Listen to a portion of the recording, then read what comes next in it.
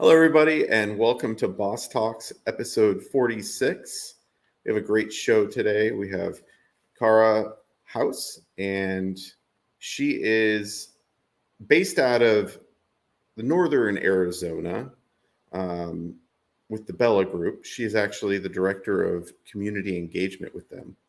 And outside of that, just her job, she's very busy. If you look at her bio in the post I made on LinkedIn, you'll see that she's involved in many committees with the National Apartment Association, and whether that's Diversity, Equity, and Inclusion Committee.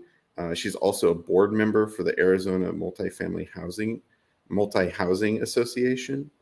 She's also a city council person with her local city of Flagstaff in Arizona. And then there's all the other things she's involved with when it comes to mental health first aid, public relations, and everything else. So there's a lot to cover when it comes to what she's involved in, but there's a lot of interesting things she's also very passionate about. She talks about using storytelling to really either train people or get information across, which I think is really kind of cool. I'd love to learn more about that. And just the other things we will discuss are building belonging and inclusion through cultural engagement and growing others. Again, leaning into things like mentorship, which is something that have been a topic of discussion that I've been a part of quite a bit here recently. So that should be really cool as well. So we're going to get right into it. But first, I'm Evan Happel. I'm your host. I'm with Community Boss. We have a great solution, software solution for meeting all your parking, amenity, and mapping needs when it comes to your community. And if you want to make some ancillary income or revenue, we can help you out there as well. But I'd love to dive into that at some time in the future. So just let me know. But today, we are not here for that. So let's get right to it. All right. Welcome to the show. Thank you. And is it Khara or Kara? Now I It's can't even. it's Khara, but Oh, of course it is. I get a lot of, Khara is closer than some people get, so you're good. Well, moving forward, you will be Kara. But thanks for being here. Absolutely, it's my pleasure. And like I said, you're involved in a lot of things. You have a lot going on, whether that's in the specific industry of multifamily or your local city. You're very involved and obviously care a lot about what's going on in the things you're directly linked to, whether that's your city or your industry. So I can only imagine how busy you are. Yeah, it can be quite a lot, but it's all worthwhile. It's all part of. I have such a huge focus on service and community engagement and all of those sorts of things. It just is kind of a natural fit, and I love it. So yeah. Well, that's awesome. So we'll get into all that a little bit in a minute, but I like to kick off with a few questions. And actually, one of them probably will fit really well with things that we're going to talk about, anyways. So it'll be great. First, I like to ask how you engage in building community in your personal and professional life. Well, I think that's kind of like your whole life. So go ahead. It really is. Yeah. And, for me, I grew up as a very shy kid. And I remember being in like, third or fourth grade and um, wanting to have friends and going and, you know, realizing who the person was that nobody else was talking to and going up and just asking, "Do you want to be my best friend?" And we just got together and started hanging out. And that's always just kind of been who I am as a person is I tend to be very quiet myself, but I'm also paying a lot of attention to other people and wanting them to feel like they have a place where they can go and feel safe and feel accepted and feel loved and that sense of belonging. So I try and just bring that into whatever I'm involved in. Yeah. Well, that's great. Well, it's great to have those, to know how you're built and your passions and to give your full self to those things. So Yeah. that's really cool. So, tied to community a little bit, having people over for dinner is a great way to build community and be hospitable. So, I like to ask, what would you make for dinner? Hmm. And it's okay. You can order out. You can. I've had all the questions or all the answers. So whatever your way to make somebody feel at home in your house. Yes, so I love to cook. Okay. And I just had this conversation with my dad where I asked, do you actually enjoy cooking or is it just something that you have to do, especially if it's for other people? And we both. I love cooking, especially for other people. I think if I was having some sort of a dinner party, folks are going to get a lot of baked macaroni and cheese. It Okay. is absolute favorite food, and I think it's just a comfort food, and I can't think of anybody I know who doesn't like a good mac and cheese, so hopefully Nah. that would be, yeah, at least part of the meal, I'm sure, Oh you yeah. gotta have a vegetable, you gotta have a meat or something, but the mac and cheese would be the core part of that meal.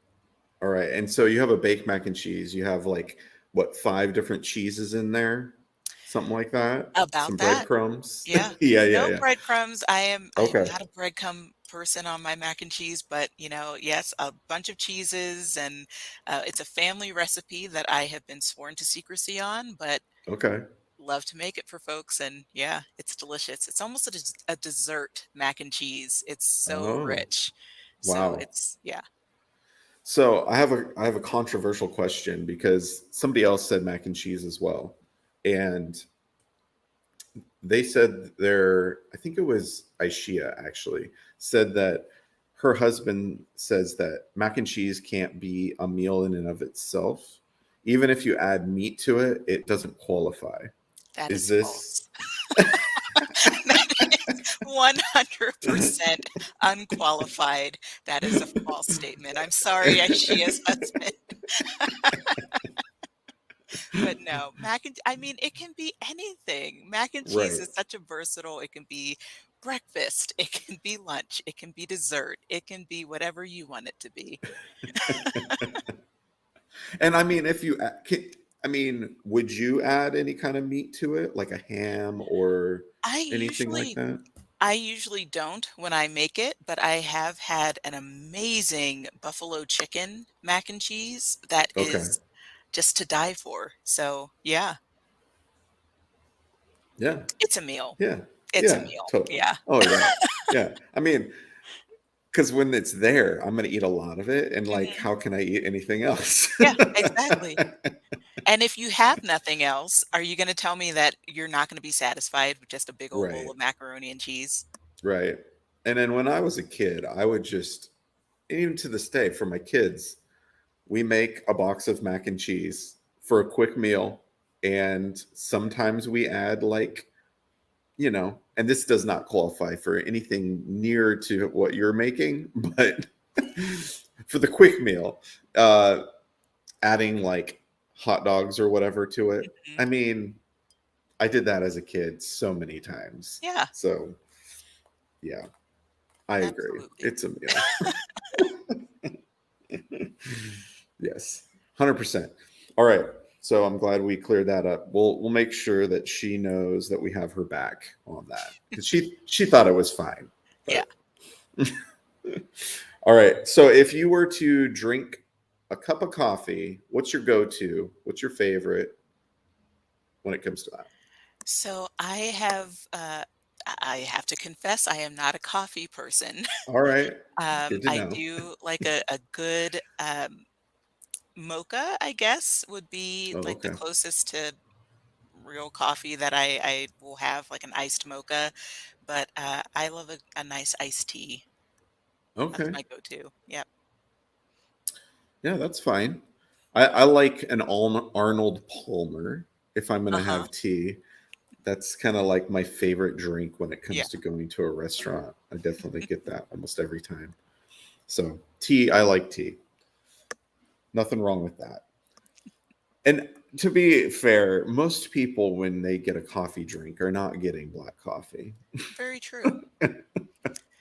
We have Starbucks to thank for that. When you can have the Exactly. rest of the world in your cup of coffee, why would Right. you stay pure? Yeah. Yeah. I don't think too many people are having black coffee. Now I do. I had one today, but I think I'm in the minority there. And that's okay. I can be. Yes. It's fine. All right. Well, thank you for answering. And hope someday I'm in Flagstaff and I can eat some mac and cheese at your house. You tell me when you're here and I will make it. I don't know when I'm going to get to Flagstaff, but I don't know the last time I've been to just Arizona in general. So, Mm. you know, maybe someday. I mean, it's a great place to be for the summer. We're about to be in Hotlanta for a week. Mm. Flagstaff is a much better spot to be. Even if you're up into the 80s or temperatures like that, it is still, you get into the shade and it feels nice and cool. We don't have a whole lot of humidity. So if you're looking to get out So, of the heat for the summer, so is Flagstaff like way different than Phoenix? it is way different than Phoenix. Yeah, we are up at Interesting. 7,000 feet above sea level. So we have I think we're in the middle of like the largest uh, pine forest like in the world. It's something like that. Hmm. And yeah, we just got dumped on with, I want to say it was like over 150 inches of snow this Oh, winter. wow. So yeah. So it's more like a high desert like Colorado Hmm. or something like that. Yeah. Yep. Okay. Interesting.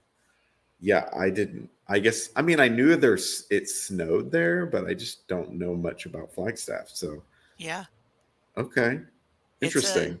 it's fun to, first come here. I thought people were kidding when they told me that it snowed. And the first winter out here, we had a huge blizzard that I was just not expecting. I didn't have snowshoes. I didn't have a winter coat because I thought Arizona, it's going to be warm. Who needs it? Right.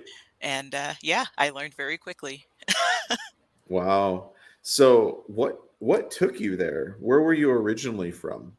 Yeah, so I am from Pennsylvania originally, Oh, okay. and had graduated from undergrad and wanted to continue my education, and was originally supposed to go to American University in DC, but for a couple different reasons it just wasn't working out. So started applying elsewhere, and I think I just literally saw a picture of Northern Arizona University's campus right at the foot of the San Francisco Peak Mountains, and fell in love and just thought, oh, I'll apply there for fun. Wound up getting accepted, so hopped on a bus and came out here in 2009. Oh, wow. And then you just have been there ever since. Yeah, yeah. I used to go home for the summers, but graduated in 2011, moved out permanently in the fall of 2011, and have been here since. Nice. So have you been with the Bella Group that entire time? Yeah, I started with the Bella Group in 2013 when we were Okay. Bella Investment Group. And yeah, I like to joke that I was the fastest promotion in company history. I think it was really just a fluke situation, but um, was hired as a floating leasing consultant. And after my first day on site, the manager asked if I was interested in being the assistant manager. And so in less than a full day's work, I was promoted. Wow. Yeah, that is Yeah. fast. That's funny. Yeah. Well, I know. So I have a connection with the Bella Group, and I didn't really know that until you and I talked, and I thought about it more. So I used to work for Apartment Life. Your group uses it at all your properties, correct? At the majority of them, yep. Yeah, we all have apartment life teams and Dortha. Dortha, yeah, and Dortha, I mean, you guys have a very unique situation. You have a dedicated proper or program director in Dortha, and I think you guys probably are the most like dedicated to the program as a company compared to a lot of others, honestly. Um, so it's pretty interesting how you guys are so like all in about it. Yeah. Yeah, I think, actually the father of one of our, managing partners for the company, was somehow involved with the development of the apartment life program, and so it was just always kind of part of the model that, we wanted to focus on having that engagement piece with residents and creating that sense of actual community within our Hmm. apartments, so yeah, we're 100% bought in. And was the program you guys, I want to say there was two programs. There was Apartment Life and there was Cares. And Right. you guys, were you guys Cares?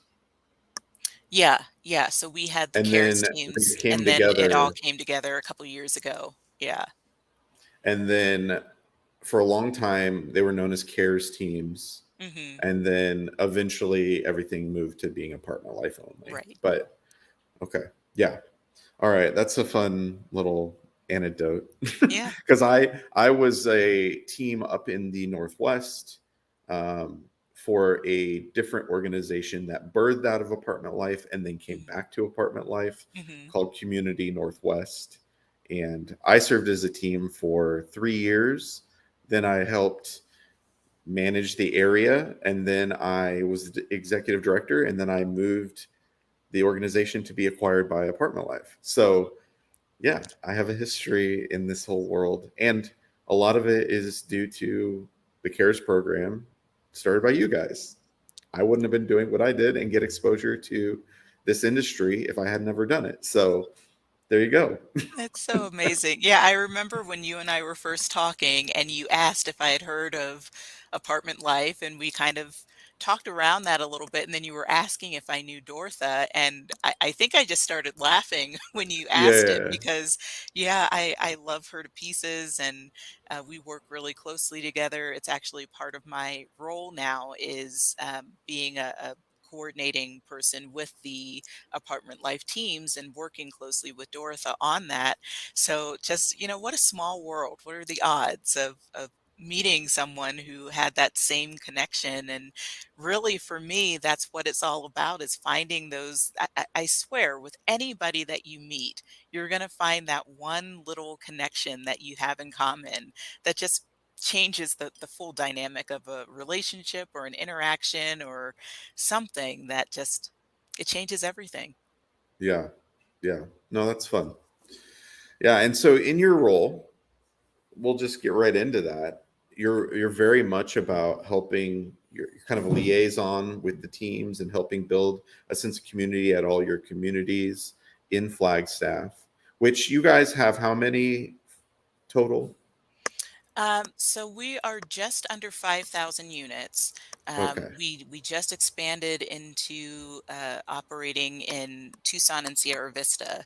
Oh, okay. So we have 8 in Flagstaff, 4 in Cottonwood, and then the rest of our portfolio is down in Tucson and Sierra Vista.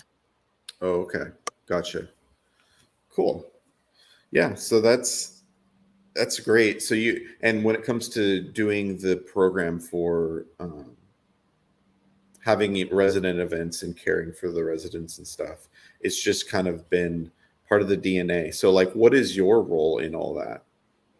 Yeah. So I'm not so much involved in, that programmatic side. But one of my big focuses in my uh, role is on creating that sense of belonging, both Mm, for our team and ensuring that it is part of the culture that we basically exude out to our residents and the communities that we serve in. So that's why apartment life is so important to us, is they are able to be that arm that provides that sense of care to the residents that maybe we can't, because of fair housing or other mm, legal concerns. We might not be able to have that direct touch with folks, but part of my role might be just reminding the teams that's what your apartment life team is there for, and have them reach out to help. But the other part of my role is also helping with kind of escalated resident concerns. So I'll often joke that if they're the angriest resident, they're probably coming and talking to me, which is fine, because part of what I do in that is just being that listening ear, being willing to talk and listen to what their real situation is. So not just what are they upset about, but what's also going on behind the scenes that maybe we don't know about, that's contributing to how they feel about what's happening to them. And then being kind of a mediator between them and their property team to help come up with the resolution in a way that's at least mutually satisfying, even if it's not giving exactly what that person wants. But, being willing to listen is half the time, I think, what they're really hoping for, is that they're just heard in what their right. concern is. Yeah. Yeah. And that's a big touch point. Like, to take that effort to actually like listen and like try to almost de-escalate and work through an issue. I Hmm. mean, doesn't seem like a very common approach. Hmm. I mean, a lot of people, they'll deal with it like to a degree, but I haven't heard many company have like somebody that's dedicated to like caring for these people and like listening to their issue. Yeah. Yeah, and it's, for me, I don't think it was highlighted any more than it was during just the pandemic, and Mm, having that conversation with the broader team and sharing again just the stories of some of the conversations that I had with people that were, we had a parent who was very upset and wanting to get his child out of the lease, and without penalty, and they had been told, we can't just do that, and wanting to talk to someone. And he gets on the phone with me. And after we were talking for just a couple minutes, he suddenly just says, if anything happens to my daughter, I'm holding you personally responsible for it. And I just kind of paused and said, just, sir, can you tell me what else is going, like what's really going on? And he just burst into tears and said, I have never not been there for my daughter, and I don't know what to do. I don't know what else to do except, just advocate for what I think she needs. And she's scared, and I can't be there with her. And I just don't know what to do. And we wound up just talking about that, and focusing in and just sharing that moment of, I get it. I get that you're afraid. I get that you want what's best for her. And if what you think is best is to pull her out of this apartment, then you have to do that. Understand that we have obligations as well, um, but you have to do what's right for your family. And if nothing else, we understand that. And it just changed the entire dynamic of our conversation. And he never did take back that statement that I was going to be responsible, but I at least understood where he was coming from and why he said something like that. And mm, just asking that question of what's really going on just changed the entire thing and gave him the space to share what he really needed to get out in that moment. gotcha. So, So this yeah. was this basically a roommate situation gone wrong? No, there was nothing wrong with the apartment. There was nothing wrong with the situation. It was just, it was right in 2020, in the Uh-huh. midst of stuff going on with the pandemic, and Hmm. she was wanting to go home because she couldn't be on campus, she couldn't do any of the stuff that she was doing, and she was scared. So it was, I want to be back with my Oh, family, and he wanted to bring her home to be with family. And yeah. gotcha. Hmm. So he was concerned that her mental health was going down, Yeah, basically. I think Okay. so. Yeah. And just, I think it was also a matter of his mental health, just Mm, not knowing how to be there for his daughter without being in the same physical space with her, and not knowing how to, just manage all the things that he was feeling, and being afraid in the midst of a global situation that had just hit home, I think, in a yeah. different way for him. So Wow. So are you like quasi, you're not really, but like not caseworker, but kind of in sometimes. sometimes it feels like it. And I remember when I was on site, I grew up with, my dad works in behavioral health care, and Okay. so it was always, having grown up watching him interact with different people and ask those sorts of questions, and always encouraging my brother and I to just get to the heart of things and always ask the question of, why do I need to know this? So if you're learning something in school, or what's the backstory of the situation, or understanding the histories of things. I think it just really developed, for me, that sense of empathy with people, and particularly a care and a heart for folks experiencing mental and behavioral health concerns, or challenges. It's just always been something that has been a passion area for me, and um, making sure I brought that level of care to the work that I was doing. And it happened to be that the property that I worked at when I was first starting on site, we partnered with different programs like Catholic Charities and the Guidance Center, and Section 8 programs, where we just happened to have several folks that were living with those sorts of challenges. And I think for them, realizing that their team um, wasn't just focusing on collecting rent from them, but was actually invested in their lives as well, and wanting to know that they were okay, not just financially, but on that personal level, and being willing to take that further step to ask those sorts of questions and get to the heart of things that were really going on for them. Again, for me, it just changes the entire dynamic of what a relationship with a resident looks like, or what your engagement with the community looks like as a whole. Yeah. Well, I mean, I guess that really hits on one of the talking points of just servant leadership and building your legacy and really caring about um, pouring into the community, pouring into other people, um, and doing things for the greater good and serving Hmm. others. So that's um, that's really great that you have a heart for that and that you are in the position you are, because it sounds like you're the right person for that role. Thank you. Yeah. Because I mean, no, not just anybody can do those types of jobs, especially if you're dealing with touchy subjects like you were just sharing. You really have to be able to have empathy and like show that you care about what they're saying, even if it's gonna at the end of the day still hold a hard line Right. because of the lease or whatever. But Hmm. so often it gets, the way we care for these type of situations, it's just kind of a black and white thing, and there isn't this conversation. Right. So it's interesting that you guys as a company have built this into it, Hmm. um, and the aspect of care and having an organization that started out with a care and then still having apartment life and things like that.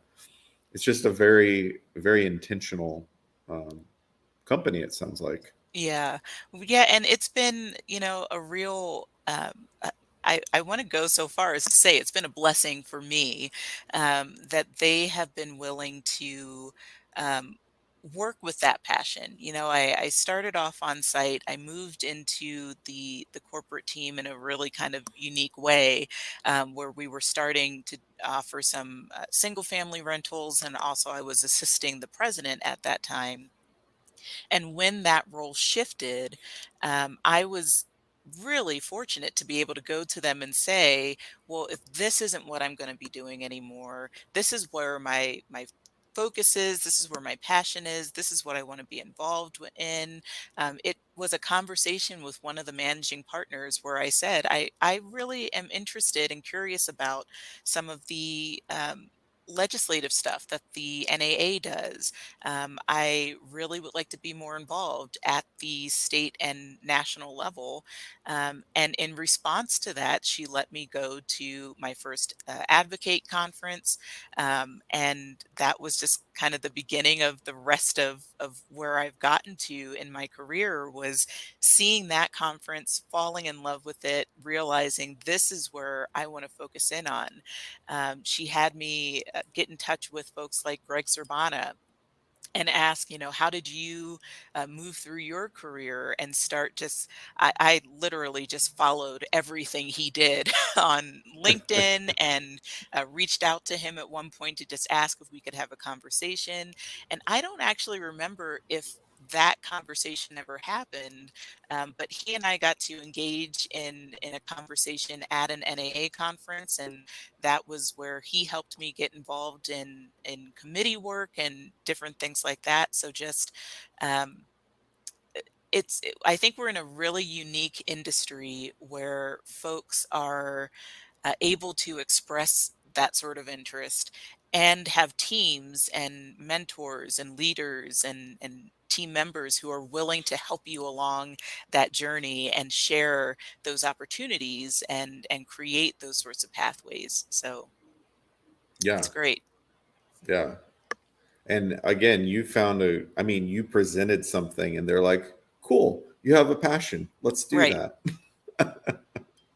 That's really awesome that they listened to your desires and were like, yeah, that fits in line with who we are as a company. So let's Mhm. do it.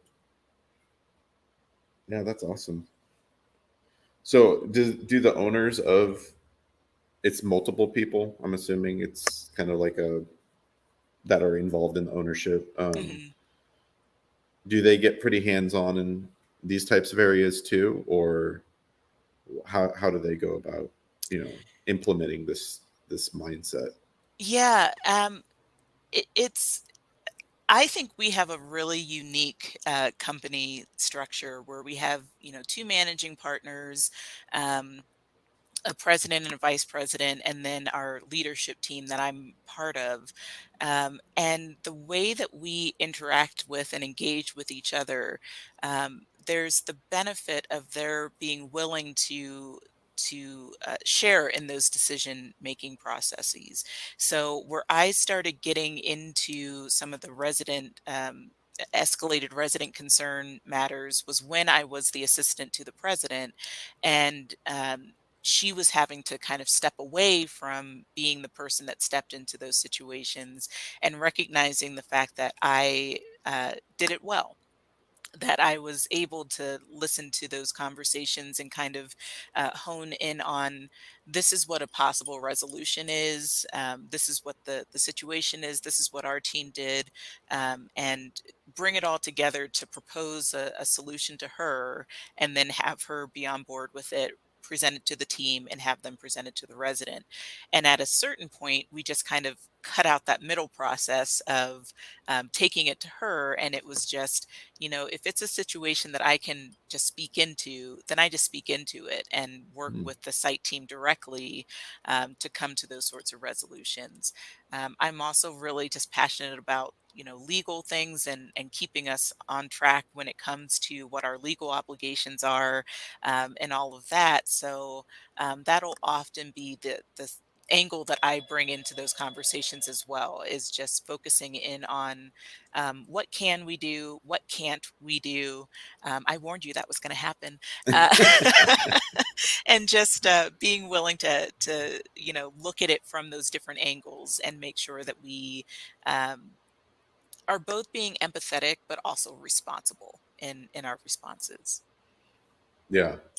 No, that's great, and it's great that you have that kind of not autonomy a little bit, right? To really make those decisions and make a call on these types of situations. Do you guys feel like if you compared yourselves to other companies by having this approach, do you feel like some of these touchy issues that come up, um, they don't go as they don't get out of control, maybe like they do in other companies?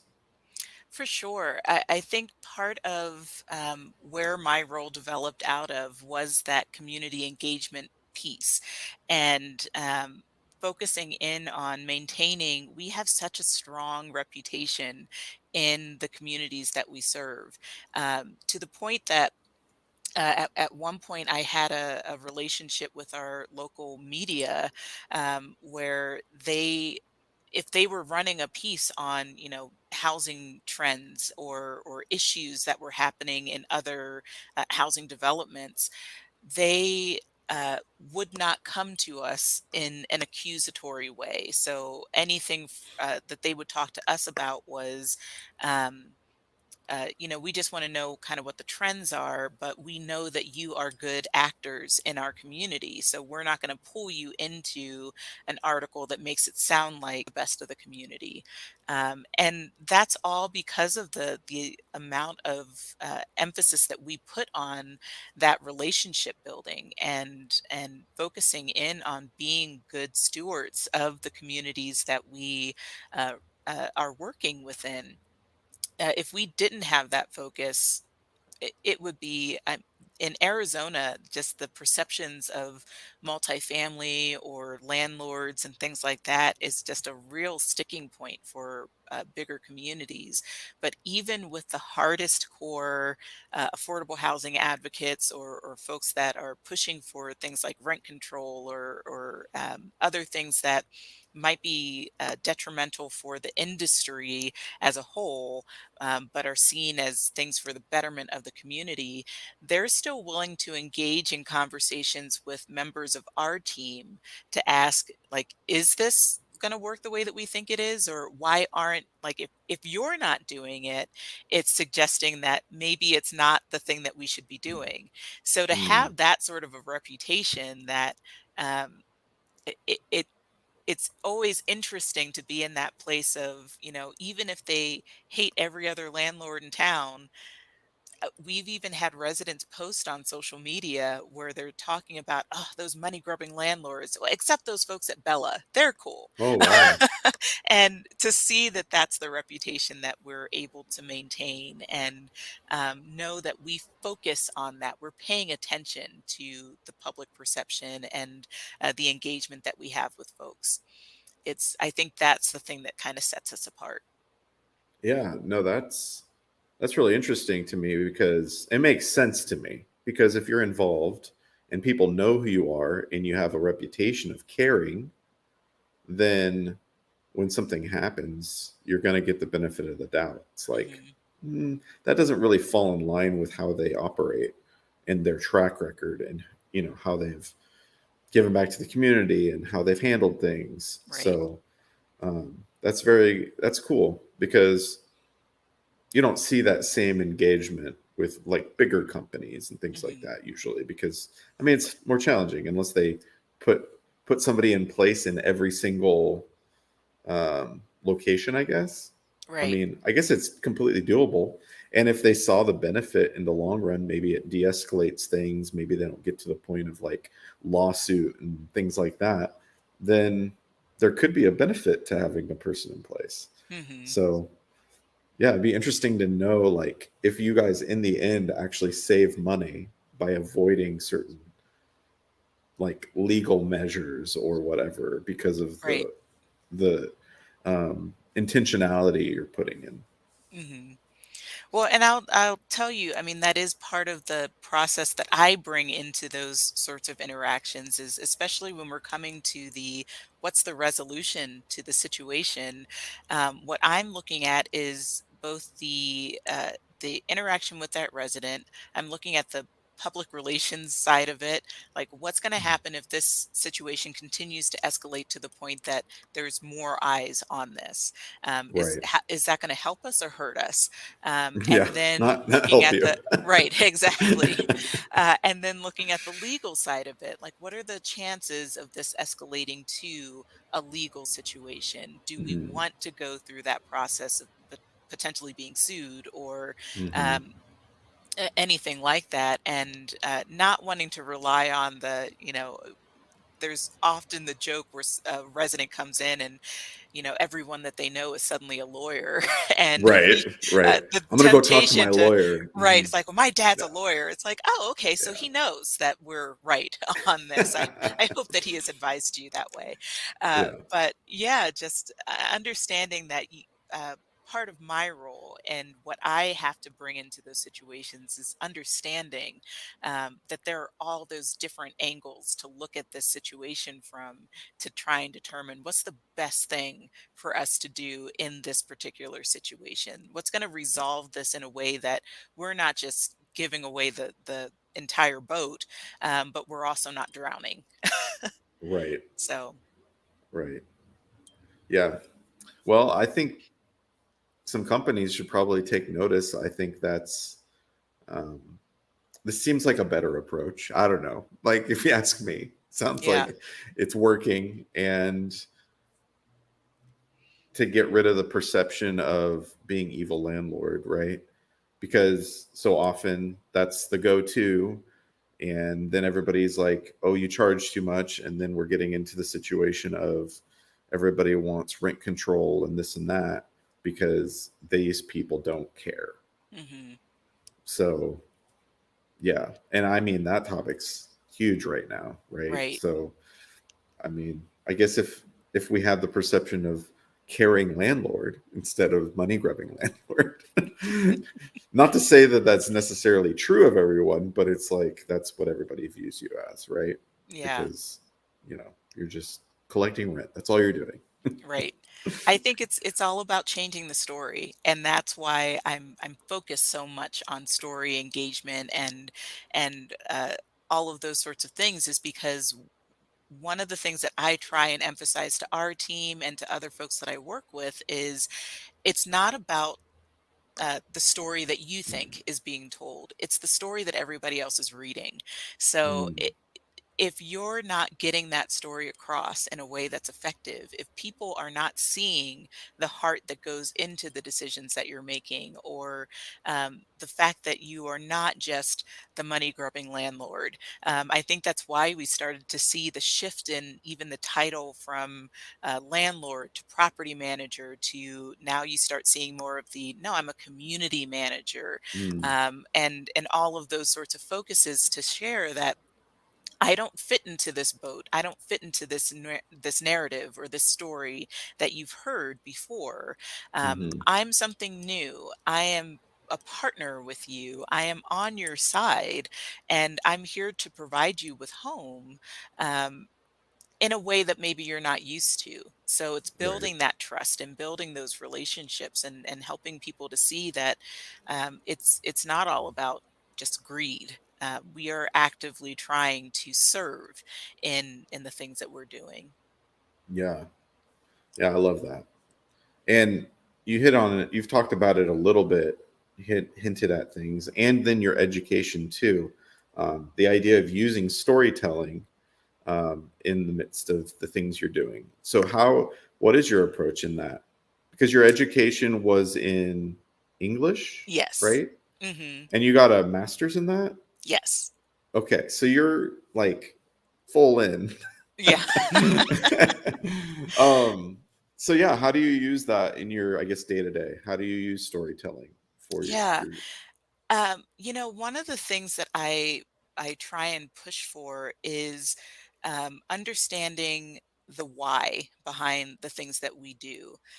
Whether it's, if it's a policy change or it's a company practice or any of those sorts of things, for me, the heart behind it is really understanding the why, and the why tends to be the story. And Mm. so, being able to, hone in on that, the relational side of it. So if we're talking about DEI, diversity, equity, and inclusion, being willing to know that this has been my story. This is where I came from. This is what my experience has been that makes this so important to me. The same with mental health, and trying to emphasize that with our teams, for at least for them to be aware that folks are uh, living with mental health challenges, or sometimes mental health diagnoses, and we are part of the care that comes to them because we manage the place that they live, that they call home, where they should feel safest. If they're experiencing those challenges in that place, we're part of that story. And so, in emphasizing that with teams, being willing to share, this is what my experience has been with my own mental health. This is what my life was like growing up with my mother was bipolar, and just sharing some of those experiences, and being able to relate in that way, it builds that empathy. It helps folks to see why this is important and how it impacts the lives behind uh, the doors of those units that we're taking care of. We are really impacting people's lives, and if we're not engaging in the story, then we're missing a huge part of that engagement that we have with people. Yeah. So, do you do a lot of just more verbal storytelling and sharing of story, or do you also write things down and kind of share it through different mediums as well? I do both. I have not had a chance to write as much as I used to, or as much as I like to, but particularly with my team and the work that I do with them, it really is, like, we just started a lunch and learn series for our diversity, equity, and inclusion program, and it's just an hour long session where we share a video, we share some terminology, and then give kind of a brief lesson. And I love doing those because it's an opportunity to get onto that personal level with folks, to share our individual stories, and how we have engaged with this term or with this concept in our lives, and see how we can really build it into the work that we do. Um, so I think now my focus has become less telling the stories, and showing folks how to build stories within their communities, or how they can engage in some of that story sharing amongst each other, um, to really grow and be partners with the residents that we're serving. Great.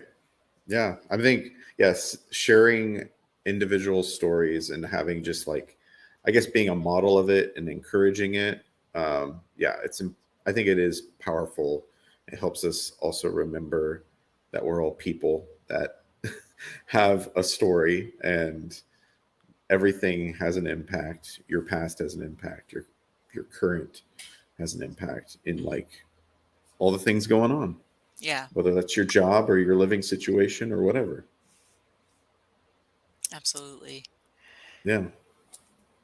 Yeah, That's and I awesome. think, for me, it, the opportunities that we have in this industry, if we look at it as story sharing and storytelling, I think it changes the way that we look at a lot of what we do.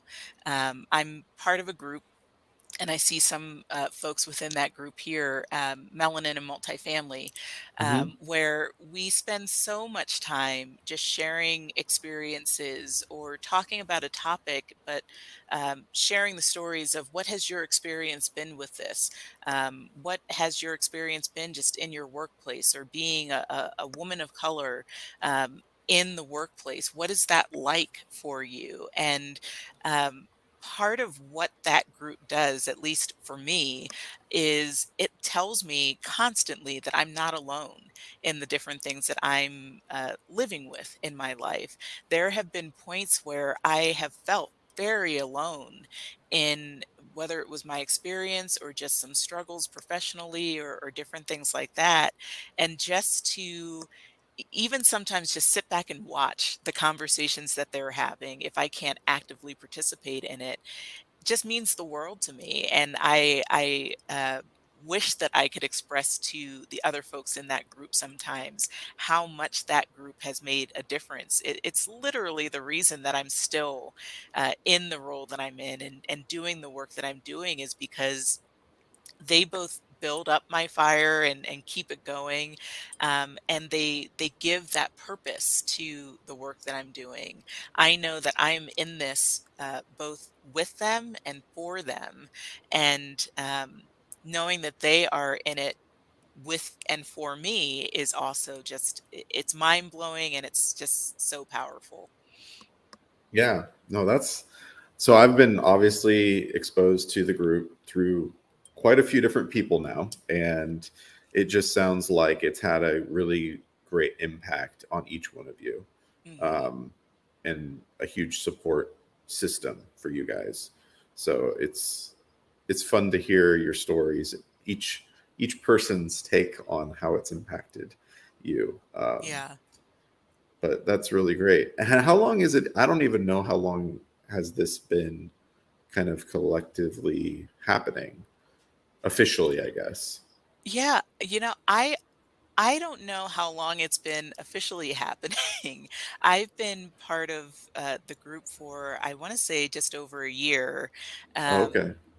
and just to see the passion that the women behind it have brought to it and how much it's grown from just, they were part of the diversity leadership program and came up together through that program and saw something that was missing in the industry and for folks like us within the industry and created that room and that space for those conversations to happen. And I had a conversation with one of the women in that group, Dana Duckworth. Um, she had invited me to speak with her company, and before that session, we had just a whole conversation about um, kind of why I do what I do and the engagement that I've had with a lot of the folks in that group. And I always find it funny because I always refer to the women that started it as they're young women who started this organization. Well, they're like the same age as me, a couple years younger, but we're in that same age group. But to see the opportunities that they had, that they took advantage of, and that they're now creating for other people is just so like I am mind blown by them just constantly seeing that gap and creating that opportunity and uh, at the same time taking an opportunity that was given to them and going so far beyond it. I mean, they graduated that program and just have grabbed the bull by both horns and are literally changing things and changing our world within this industry in ways that I never would have even imagined. And so it's just a beautiful thing to be able to sit and watch and see what they're doing, but also to be part of it is again, it's amazing.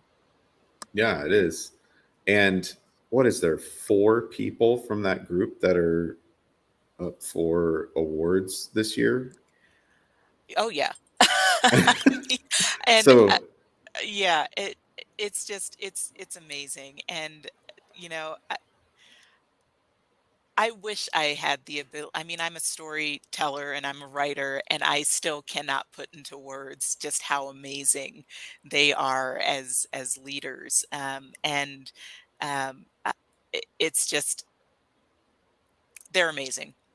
I yeah, mean, no, for folks it's that are watching, if you have the opportunity to engage with anyone from Melanin and Multifamily, do it because it literally it's sometimes just a single conversation with them is game changing, life changing, just powerful stuff. Yeah, that's awesome. Yeah, I think what Dana Duckworth and Monica Frazier are both um, finalists for the same award, right? DEI champion. And then Aishia and uh, I think Vanessa, Vanessa Grace, yeah, yeah, yeah, are for both for upcoming leader or emerging leader. emerging leader. Yeah. There you go. So yeah, that's awesome. hmm It's really cool to see that. And then one last thing I want to cover is just mentorship. Um, in fact, so are you in a mentorship cohort or leadership in some Yes. way with Irving? Okay. Uh-huh. So Uh, yeah, I saw Irving on earlier. Irving is my mentee with the okay. DELP program this year. Oh, And okay. yeah, Awesome. So yeah, how are you giving back in that way and helping others grow? yeah. So I think again, I started our conversation with just the story of third, fourth grader Kara, seeing other people who needed to, have some direction. And despite how shy I was, stepping in and being willing to like, let me come alongside you. Let's be friends. Let's move forward together. I think that's the same sort of spirit that I try and bring to mentorship. So I have now twice been a mentor with the diversity leadership program, and my focus is really on just continuously engaging with, where are you right now, what's going on in your world, how can I help to not drag you along the path to where you need to be, but let's just talk it through, and you tell me what you're experiencing and I'll give you some resources, and we can talk it out. But just being willing to come alongside someone and both show them the path that you took, and share that story with them, but also to encourage them to find their own path. What worked for me isn't going to work for everyone. The opportunities that I've had are not going to be available to everyone. But to be willing to come alongside someone and tell them, I want to see you grow. I want to see you succeed. So let's work together to figure out what that success looks like for you and where you need to go or what you need to do to get there. And I think a big part of that conversation for me is also being willing to then see that person. You have helped them grow their wings, but to see them actually fly and realize now they're flying like beyond me. Now you have gone beyond where I am and you're doing these amazing things. It's both a little heartbreaking, but also heartwarming. It's bittersweet. It's just beautiful to.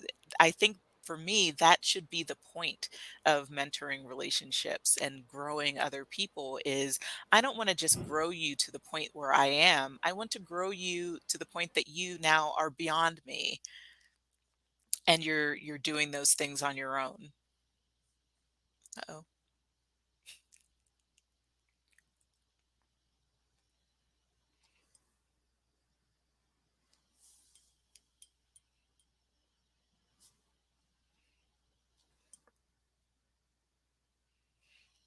I think I just lost my host.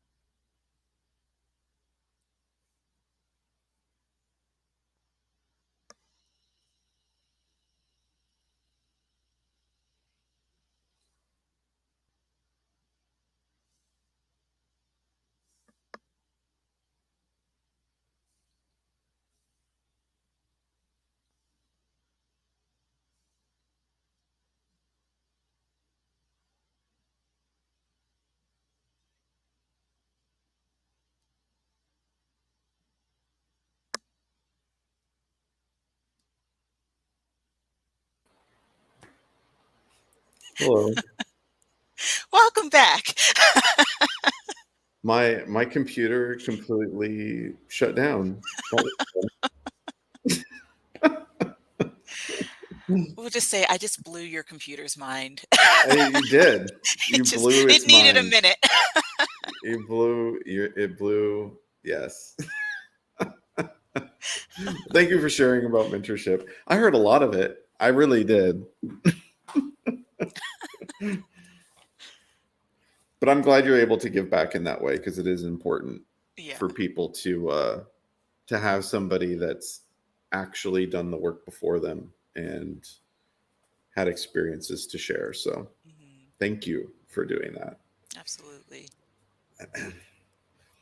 Is there anything else you want to share? I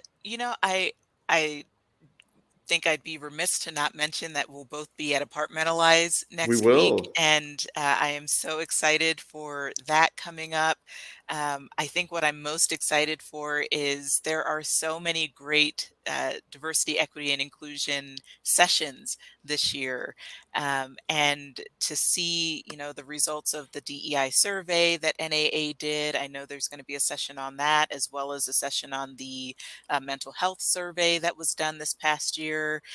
There's going to be so many sessions from some of the leaders within the uh, not just the DEI committee, but also members of Melanin and Multifamily have different sessions that are coming up.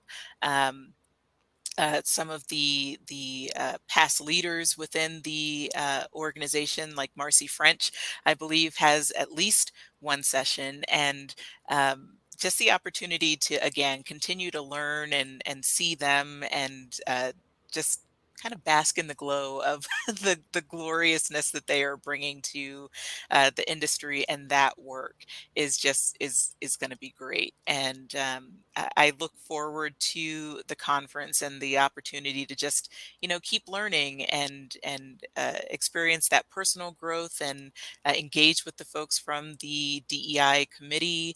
I'm chairing that this year, and just the work that some of the folks that are leading some of the projects for that have been doing already is just amazing. And it's exciting to be part of that. So just looking forward to that, and looking forward to seeing everyone, and just having a good time together. Yeah. I mean, I'm excited too. And because of this last year and being able to meet so many great people like yourself, I'm just excited to get to meet you guys in person and um, continue to build relationships and get to know people even better. So it's going to be a way different year than last year. Last year was Yeah. my first NAA, and I knew nobody. I mean, I knew some people. That's not true. I didn't know anybody, but I know a lot more people now because of doing this show, and it's been really awesome to be able to learn from everybody. Mhm. And um, I know that through the 46 episodes, I've gained a lot through these different interactions. So thank you so much for being one of those people. Absolutely. Thanks for having me. Absolutely. So I look forward to seeing you next week. And I believe you've RSVP'd that you're going to be at our little brunch. I did. Um, Yes, I will. so I'm excited to see you there and maybe other parts of the week as well. But it's going to be a fun and great week and exhausting. Yes, exactly. Pace yourself. Anybody who's going, just remember you've got to pace yourself. Exactly. Exactly. Well, thank you so much again for being boss number 46. And you are a boss. You're doing so much and you're having a great impact on not only your local community, but also just this industry. And we're better Thank you. for you being a part of it. So thank you so much for all you're doing. Thank you. All right. So again, we're headed into NAA week next week, Apartmentalize. I hope to see many of you there. And if you want to be on a little boss talk, I'm going to have a little booth. So come by our booth. It is, I'm blanking on, I think it's 2951. Anyways, look up Community Boss. That's our booth. And we will have a fun assortment of things you can do at our booth. Obviously, you can learn about our product as well, but we're going to have the opportunity to do a little boss talk and share what you're learning, who you're meeting, and connections that are forming. And so just come by, get your boss bling, and say hello to me and the rest of my crew. Well, we'd love to interact with you. But outside of that, if you want to be on Boss Talks, hit me up. Send me a message here on LinkedIn. You can email me, whatever it takes. Get a hold of me. Talk to somebody else that's been on the show. See how it's been for them. But if you're a boss of something, I want to know you and I want to hear your story. So let me know what you have to share. And until next time, next week at NAA, I'll see you then. And thanks for watching and listening.